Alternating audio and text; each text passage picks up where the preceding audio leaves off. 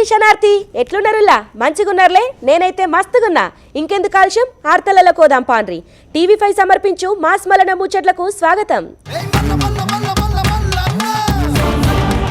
ఇక మంత్రి నారా లోకేష్ అన్న ఇటు పంకపాటోల మీద మస్తుగా గరమైండుల్లా ఎందుకంటే వీళ్ళు మంచి ఏయరాయే చేత్తా అన్నోళ్ళని చేయనియరాయే ఏదన్నా మంచి మొదలు పెడదామన్నా కూడా దాంతో మస్తు తక్లీఫ్ ఉంటుంది మస్తుగా అన్యాయం జరుగుతుంది దాంతో వచ్చింది లేదు పోయింది లేదు అని దుష్ప్రచారాలు చేసుకుంటూ ఆగమాగం మాటలు మాట్లాడుతున్నారట ఇక గీ ముచ్చట మీదనే మస్తుగా గరమైండుల్లా పోయిన 5 ఏళ్ళు ఏపీని ఎటుగాకుండా చేసింది మీరు మంచి ఎత్తమంటే మళ్ళీ నడిచే కాళ్ళలా కట్టబెట్టినట్టు కాదా మీ సక్కదనం పాడుగాను ఇంకో త్యాప ఎవలన్నా మంచి పని వేయబోతే ఆటంకం కలిగించినట్టు వేయాలా రెడ్ బుక్ ఉన్నది గన్న మీ పేరు లెక్కిస్తా అని చెప్పి కర్రుగాల్చి వాత పెట్టినంత పని చేసిండుల్లా మరి ఇంతకి ఏడబోయిండు ఎందుకోయిండు ఈ మాటలను ఎట్లా మాట్లాడుకొచ్చిండని పూరా గరుచుకునేద్దాం పాండ్రి జగ్గులు చేసిన విధ్వంసం అంతా ఇంత కాదు మరి పంకపాటోలే టార్గెట్ గా మంత్రి నారా లోకేష్ అన్న మస్తుగా గరమై విమర్శల మీద విమర్శలు చేసుకొచ్చిండు జనాలకు మంచి యేషుడు సాత కాదు గాని చేసేటోళ్ళని చేయనీయకుండా నడిచే కాళ్ళ కట్టబెట్టినట్టు చేస్తారని చెప్పి మస్తుగా మండిపడ్డాడులా టీబీజీ ప్లాంట్లు ఏర్పాటు చేస్తే ఏదో జరుగుతున్నదని ఇష్టం వచ్చినట్టు ఆగం ప్రచారం చేస్తున్నారు గాని ఇడిసబెట్టేదే లేదు గిసుంటోళ్ళనని చెప్పి మస్తుగా మండిపడ్డాడులా జనాలల్లా భయభ్రాంతులు సృష్టిస్తే గల పేర్లు రెడ్ బుక్లు ఎక్కిత్తా అని ప్రకాశం జిల్లా కనిగిర్ల సిబీజీ ప్లాంట్ కు ఇక మొత్తానికైతే మంత్రి నారా లోకేష్ అన్న పూజ చేసినాకంటే ఈ మాటలు మాట్లాడుకొచ్చిండు చూడుండులా కావాలంటే వైకాపోల్ పరిస్థితి చూస్తుంటే జాలేస్తుంది వాళ్ళు పని చేయరు పని చేయాలనుకున్న వాళ్ళ చేత పని చేయనీరు ఈరోజు కొత్తగా చెప్తున్నారు ఈ ప్లాంట్ల ద్వారా ఏదో అయిపోతుందని వాళ్ళని అడుగుతున్నా మీరు ఇంట్లో గ్యాస్ సిలిండర్లు వాడరా కట్టెపొయ్యిలు వాడుతున్నారా ఆ గ్యాస్ తయారు చేసే ప్లాంట్ ఇది ఎందుకు మీరు అపోహలు కల్పిస్తారు రండి ప్లాంట్ చూడండి వెళ్ళి మీ నాయకుడు చెప్పండి అంతేగాని ఈ ప్లాంట్కి అడ్డు పడితే ఎర్ర బుక్లో మీ పేరు ఉంటుందని ఈ సభాముఖంగా వైకాపా నాయకులు నేను హెచ్చరిస్తున్నా మంచి పని చేసాక వచ్చా దమ్ము ధైర్యంతో ఈరోజు నిలబడి చెప్పగలుగుతున్నా అగో సూషిన్ రానుల్లా ఇక ఏది చేసినా మంచి చేసే మాటలు మాట్లాడితే ఓర్వనోళ్ళు గీసోటి తరీకాలు చేస్తారు అయినా పంకపాటోళ్ళ మాటలు ఓళ్ళు నమ్ముతారు తీయుండ్రి 5 ఏళ్లలా గాలి చేసిన రాద్ధాంతం అంతా ఇంత కాదు ఇక మొత్తానికైతే ప్రకాశం జిల్లాను పారిశ్రామిక హబ్గా మారుస్తామని మాట ఇచ్చిండు జిల్లాకు పేపర్ మిల్లు తీసుకొస్తే పోయిన గాలిపంక పార్టీ మొత్తం ధర్మేసిందని మండిపడ్డాడులా ఇక మరి ఏది అభివృద్ధి కావద్దని గట్ల చేసినట్టున్నారు గాలిపంక పాటోళ్ళు ఉద్యోగాల కల్పనతోటే పేదరికాన్ని రూపుమాపగలుగుతామని కూడా చెప్పుకోవచ్చు మరి కుటుంబంలో ఒక్కరికి ఉద్యోగాలు కల్పిస్తే ఆ కుటుంబం పరిస్థితి మారుతుందని బలంగా నమ్ముతుంది ఎన్డీఏ ప్రభుత్వం పేదరికం లేకుండా చేయాలంటే ఉద్యోగాలే కల్పనగా మనందరం ముందరికెళ్ళాలి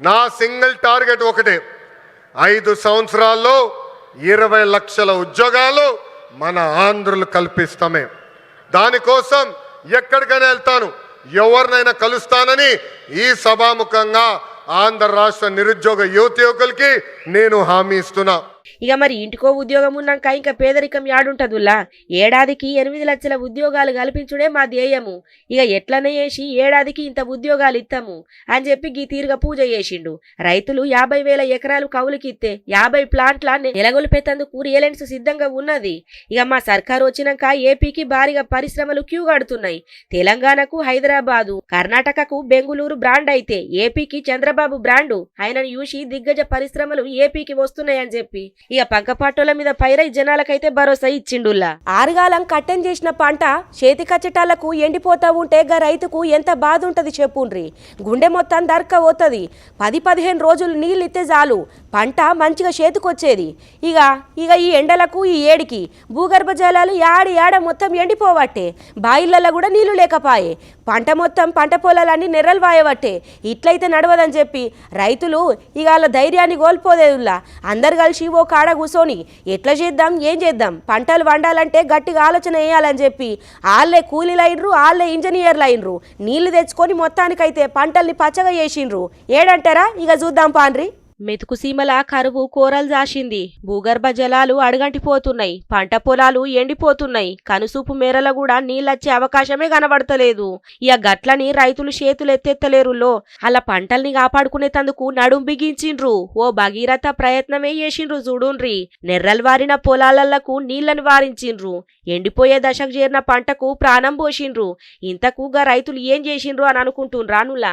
పంట చేతికచ్చే సమయము 15-20 రోజులు నీళ్ళు అందితే చాలు. కానీ ఏగంగా అడగంటున్న భూగర్భ జలాలు రైతుల ఆశల్ని ఆవిరి చేసినాయి. ఎండ ఏడి వెరుగుడుతోటి మెల్లగా పంటలు ఎండిపోవడం మొదలైంది. దిక్కుదోచని స్థితి. రైతులందరూ కలిసి ఓ కాడ కూసోని ఓ మంచి నిర్ణయం తీసుకున్నారు. ఇప్పుడుగా నిర్ణయం ఎండుతున్న పంటకు ప్రాణం పోసిందుల్లా. ఇక దిగులే లేదు. గట్లని చూమ్మంతర్ అభద్ర కభద్రాను మంత్రం చేయలేదు చూడుండ్రి. రైతులే ఇంజనీర్లు అయినరు. రైతులే కూలీలు అయినరు. రైతులే డ్రైవర్లు అయినరు. ఆఖరికి అనుకున్నది సాధించిండ్రు. పంట చేతికొస్తుందన్న భరోసా కనబడ్డది. మండు టెండల కూడా చెరువు జలకలను సంతరించుకుంది. పంట పొలాలు పచ్చగా కలకలలాడుతున్నాయి.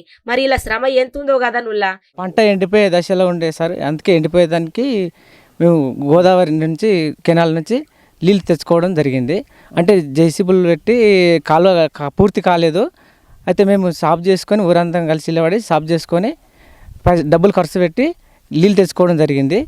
ఇది 9 కిలోమీటర్ల దూరాన మా ఊరు ఉండేది. ఇప్పుడు కెనాల్ నుంచి నీళ్ళు వచ్చేపటికే మా పంటలు పచ్చదనం ఉన్నాయి సార్. ఇది ఇప్పుడు ఇక ఉమ్మడి మెదక్ జిల్లాల భూగర్భ జలాలు ఏగంగా పడిపోయినాయి. బోరు బావులు కూడా మొత్తం అడుగంటిపోయినాయి. ఇక ఏం చేస్తారు చెప్పుండ్రి. ఏం చేయాలనో అర్థం కాక ఊరోళ్ళందరూ కలిసి రైతులు సమావేశమై పరిష్కారం కోసం ఆలోచించిండ్రు. ఇక అలా గనబడ్డ ఏకైక ఆశ కాళేశ్వరం జలము. కొండపోశమ్మ సాగర్ నుంచి వెళ్ళి రామాయంపేట దిక్కు నీళ్లు పోతున్నాయి. కానీ మల్కాపూర్కు 9 కిలోమీటర్ల దూరము. మళ్ళా మీదికెళ్ళి అక్కడికి కాలువ లేకపాయే. గట్లని నిరాశ ఏందలేరు. 9 కిలోమీటర్ల దూరంలోన్న రాయపోల్ మండలము వీరనగర్ కడ ఆగిపోయిన కాల్వ పనులను రైతులే సురు చేసి భారీ బండరాలను వలగొట్టిండ్రు.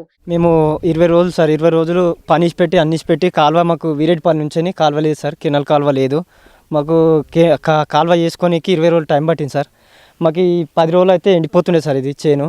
ఇక కాల్వకు సై చేసుకొని బండలు అవన్నీ రాళ్ళు గిని ఉండే సార్. జేసీబీ సాయంతో కాంప్రెషర్ తోటి మొత్తం బలగొట్టి కాల్వ సాఫ్ చేసుకొచ్చుకున్నాం సార్. ఇది ప్రైవేట్గా మేమే చేసుకున్నాం సార్. మా గవర్నమెంట్ కాల్వ లేదు సార్. ఇప్పుడైతే మేము సాయంతో చేసుకున్నాం. అందరు ఊరు ఒక దగ్గర ఒక 4 లక్షల రూపాయలు అయినాయి సార్. ఖర్చు పెట్టుకొని చేసుకున్నాం ఊరు తరపున మొత్తం అందరం కలిసి. ఇప్పుడైతే ఇప్పుడైతే అయిపోతుంది సార్. ఇదైతే తర్వాత గవర్నమెంట్ మాకు కాల్వ సయ్యాలని కోరుతున్నాం సార్. అంతే సార్. హఠాషీలు జేసీబీలు తెచ్చి కాల్వను దవ్విండ్రు. ఎంత ప్రమాదం అని తెలిసినా సరే ఎవ్వల్ని వీలకుంటా పంటలు కాపాడుకోవాలన్న లక్ష్యంతో ముందుకు గివేవి రాకుండా రైతులు అడ్డు రాలేదు. బాహుబలి సినిమాల నీళ్లను మళ్లించేందుకు శ్రమించినట్లే కనబడ్డది గీ సీన్ మొత్తము.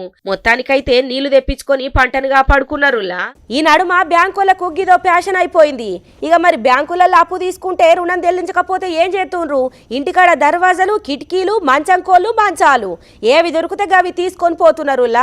ఇక ఓ కాడైతే ఇంటికి తాళమేసి అందరిని బయటకు తోలిన ముచ్చట కూడా విన్నాం కదా. ఇక ఇప్పుడు ఏం చేసిండ్రో ఎరికేనా ఉల్లా. పైసలు కడతలేరని చెప్పి ఒక ఆయన ఇంటికి పోయి ఆయన కాడున్న గొర్రెలను పట్టుకొని పోయినరట చూడుండ్రి. ఇదేం కథ గిదేం లెక్క. మరి గిన్ తాగని చేస్తారా. కట్టకపోతే ఎటన్నా పోతున్నామా ఎట్లా మేమని చెప్పి గీ ముచ్చట తెలిసిన పబ్లిక్ అయితే మస్తుగా గరం అవుతున్నారు. మరి గీ ముచ్చట ఏడైంది ఎట్లయింది అని పురా గరుచుకొనద్దాం పాన్రి. ఈ నడుమ గిసొంటి ముచ్చట్లు బాగానే ఇంటున్నాం కదా నుల్లా. బ్యాంకోలా తీసుకున్న అప్పు తీర్చకపోతే ఇంటి దర్వాజాలు కిటికీలు ఏ పడితే పట్టుకొని పోతున్నారు. ఇక ఇప్పుడు ఖమ్మం జిల్లా కూసుమంచిలున్న DCCB బ్యాంకులా అప్పు తీసుకున్న మనిషి రుణం చెల్లించలేడని మేనేజర్ అప్పు కింద ఆయన కాడున్న గొర్రెల్ని పట్టుకొని పోయిందట. గతంలో బ్యాంకులోలు ఇండ్ల దర్వాజాలు కిటికీలు తీసుకుపోయిన ముచ్చట కూడా చూసినాం. కానీ ఇప్పుడు చూడుండ్రులా ఇంటి మీద పడి గొర్రెలను తీసుకుపోయిన ముచ్చట ఇక మొత్తానికైతే బయటపడ్డది. అయితే నేను DCBలో 50,000 లోన్ తీసుకుని నేను 25,000 చెల్లించాను. ఒక 6 మంత్ బ్యాక్ నుండి మా మదర్కి కొంచెం పారాలిసిస్ రావడం వల్ల డబ్బులు వెనక ముందు అయిపోయాయి. దానివల్ల నాకు వాళ్ళు ఒకరోజు నోటీస్ ఇచ్చారండి. ఇచ్చిన తర్వాత మా డాడీకి ఫోన్ చేసి చెప్పిన తర్వాత మా డాడీ అతను చదువు లేదు కాబట్టి అతనేం చెప్పిండు సోమవారాన్ని డబ్బులు కడతాను అన్నాడు. కానీ ఆ రోజు రంజాన్ సెలవు మనకు ఏ రూపంలో కూడా డబ్బులు రావు. ఆ రోజు ఆ విషయం మా డాడీకి తెలియదు. వాళ్ళు అదే పూర్తిగా వాళ్ళు రంజాన్ రోజు సెలవు రోజు వచ్చి ఈరోజు డబ్బులు కట్టావంటే లేదండి ఈరోజు డబ్బులు లేవు, మా దగ్గర కట్టలేని పరిస్థితి బాగాలేదు, మేము కడతాం 2 రోజులు టైం ఏంటంటే అట్లా కుదరదు, ఈరోజు మీకు కట్టకపోతే గొర్రెపిల్లలు పట్టబోదామని అంటున్నారు. ఆల్రెడీ 3 గొర్రెపదలు గుంజుకొని వాళ్ళు జీబెక్కిస్తున్నారు. ఆ తరుణంలో మా ఒక 3 బాబాయిలు వచ్చి ఆ పిల్లోడు ఈరోజు మందు దాగి సరైన పరిస్థితుల్లో ఉండు, ఏమైనా ఉంటే ఒక 2 days వాళ్ళకి టైం ఇవ్వండి, మేము కట్టిస్తామని వాళ్ళు చెప్పినా కూడా వాళ్ళ మాట ఏం లేదు. కూసుమంచి మండలము గోరిలపాడు తాండాకి చెందిన బానోతు లింగ అనే యువకుడు కూసిమంచి DCCB బ్యాంకుల 50,000 రూపాయలు ముద్రా లోన్ తీసుకొని మైక్రో ఫైనాన్స్ తోటి ఊర్ల ముసలోళ్లకు వికలాంగులకు పింఛన్లిచ్చుకుంటా ఉపాధి పొందుతున్నాడట. ఇక ఇంటోళ్లకు పానం మంచిగా లేదని పైసలు ఖర్చవుడుతోటి 6 నెలల కాంచెల్లి EMIలు చెల్లిత్తలేడట. దీంతోటి DCCB బ్యాంకు మేనేజరు ఇక ఆయన సిబ్బందితోటి లింగ ఇంటి మీద పడి ఆయన కాడున్న గొర్రెలను పట్టుకొని పోయిండ్రట చూడుండ్రి. దీంతోటి బాధితుడు ఇంకో జాగాలో అప్పు చేసి 10,000 రూపాయలు కట్టుడుతోటి గొర్రెలను బాధితుని ఇంటికి పట్టుకొచ్చిండ్రట. వరుసగా రంజాన్ సెలవులు ఉండుతోటి గీ ముచ్చట బయటకు రాలే గాని ఇక DCCB బ్యాంకు మేనేజర్ నిర్వాకం మీద మస్తు గరం అవుతున్నారు. ఎలాగాకపోతే రేపు కడతాం కానీ ఇంట్లున్న గొర్రెలు బర్రెలు ఇక దర్వాజాలుగా పట్టకపోతే ఎట్లా అని గరం అవుతుండ్రులా. హోష్ని పాడుగాను ఇక మరి పంట మంచిగానే వండిందటనుల్లా. అదే మిరపకాయ ఇక పండినాకట చిన్నగా మెల్లగా తడుంటది కదా, పచ్చిగుంటాయి కదా, పూరాగా ఎండిపోవాలి నాయి అని తీసుకుపోయి రైతు కళ్ళంలో వాడేసిండట. ఇక ఎండబెట్టిండట నుల్లా. ఇక తెల్లారాచి యూస్టాల కంటే సగం లేదట పంట. అయ్యో మిరపకాయలు ఎటువైనాయి గిన్నిగానం, నేను వేసిన పంట గొంతైతే ఇంట్లో లేకనే పాయా అని రైతు జరంతసేపు మస్తుగా భయపడ్డాడట. మరి ఏంది అని పూరా గరుచుకునేటాళ్ళ కంటే మిరపకాయలు దొంగతనం చేసుకొని పోయిండట చూడుండ్రి. 1 కాదు 2 కాదు మస్తు కింటాల దాకానే ఎత్తుకొని పోయిండట. నెరి అధ్వానం గీ పంటను కూడా ఎత్తుకపోతారా అనుల్లా. షవ్వా ఏం తయారైతుండ్రు మనుషులు. ఓష్ని కథ పాడుగాను మిరప పంటను దొంగతనం చేసుకుపోయినరట చూడుండ్రి దొంగలు. పల్నాడు జిల్లా వినుకొండం కాడ పొలం కాడ ఆరబెట్టిండ్రట. ఇక ఇంకేమున్నది, ఆరబెట్టిన పంటను చూడంగానే కళ్ళు చిటుక్కుమన్నాయి కావచ్చు. ఇక బంగారం ఎండే ఏంది, పంట నమ్ముకుంటే కూడా పైసలు వస్తాయి కదా అని ఆలోచించారు కావచ్చు దొంగ మూతేవార్లు. ఇంకేమున్నదులా పొగాకు మిర్చి పంటల దొంగల దాడికి రైతులు మస్తుగా ఆవేదన వ్యక్తం చేస్తాండ్రు. ఆరుగాలం కట్టబడి పంట చేతికొచ్చినాక ఇక మరి నోటిదాకా పోయిన ముద్దను గుంజుకున్నట్టు కాదా, కళ్ళల్లో ఆరబెడితే దొంగలు గిట్ల దొంగతనం చేసుకొని పోతున్నారని బగ్గ బాధపడుతున్నారు. ఇక కావాలంటే చూద్దాం పాండ్రి. ఉప్పలపాడు మాది మీసాల నాగేశ్వరరావు, నూజాల మండలం. మా కాయలు 35 క్వింటాలకి సగం రాచి 12-13 క్వింటాలన్నర తుక్కం పోయారు. రెయ్యి 12 నుంచి 1 గంట లోపు చేసుకుపోయారు. మేము తెల్లారి నాకు 4 వచ్చి చూస్తే కాయలు తీసింది తొక్కింది. నూజల్లా మా చేను కాంటి నూజల్లా రోడ్లోకి మోసి ఎత్తుకొని పోయారు. పట్ల కూడా తీసేసి పక్కన వేసిపోయారు. నూజల్లకెళ్ళి వెళ్ళిపోయింది బండి. ఈ సగం రాజు ఉచిగా తీశారు. ఇటేమో అదిగో కాయలు రాలి కాడికి అగ్గో ఇన్నరానుల్లా. నూజెండ్ల మండలము పాత ఉప్పలపాడుకు చెందిన రైతు మీసాల నాగేశ్వరరావు అట. ఆయన మిర్చి పంటను కళ్ళంలో ఆరబెట్టుకున్నాడట. ఇక జర్రంత పసిగుంటే ఎండకు పోతుంది కదా, ఇక గట్లనే ఆరబెట్టుకుంటే గుర్తుదేలనోళ్ళు వచ్చి సుమారు 15 క్వింటాల దాకా మిర్చి దొంగతనం చేసుకొని పోయినరటనుల్లా. రైతన్నకు పంట దిగుబడి రాకపోయినా కట్టమే ఉన్నది, సరైన ధర లేకపోయినా కట్టమే ఉన్నది. అన్ని మంచిగుండి ఎండబెట్టుకుంటే గిట్ల దొంగలు దోసుకొని పోబడితిరి. ఏందో నువ్వులా ఎటు చేసి రైతన్నలకైతే తిప్పలు దాపుతలేవు. బస్సులా సప్పుడు దాకా పోవాలా, ఇంటి పక్కోళ్ళు ఇంటి ముంగటోళ్ళు గిచ్చిగిల్లి కయ్యం పెట్టుకున్నట్టు బస్సులలో జవడం పెట్టుకుంటే నడుతాది. గట్లనే ఒక ఆమె బస్సులు ఉన్నతోటి లొల్లికి దిగిందట, అందరితోటి లొల్లు పెట్టుకుంటుందట. అయ్యో గీ బస్సుల జవడం ఎందుకు, సప్పుడు దాకా కూర్చోండ్రి ఒర్లకుండ్రి అని చెప్పి బస్సు కండక్టర్ మంచి మాట చెప్పిండట. ఇంకేమున్నది, అప్పటికే కోపంతో ఉన్న గీమే ఇంకింత కోపం పెరిగి నువ్వు నాకే చెప్తావా అని చెప్పి పాపం బస్సు కండక్టర్ని పట్టుకొని ఆయనకున్న అంగిని చింపి పిడిగుద్దులు గుద్దిందుల్లా. ఇక చూడుండ్రి కావాలంటే. ఏమయ్యా వచ్చి తీసుకెళ్ళేది మాట్లాడండి ఏంటిది?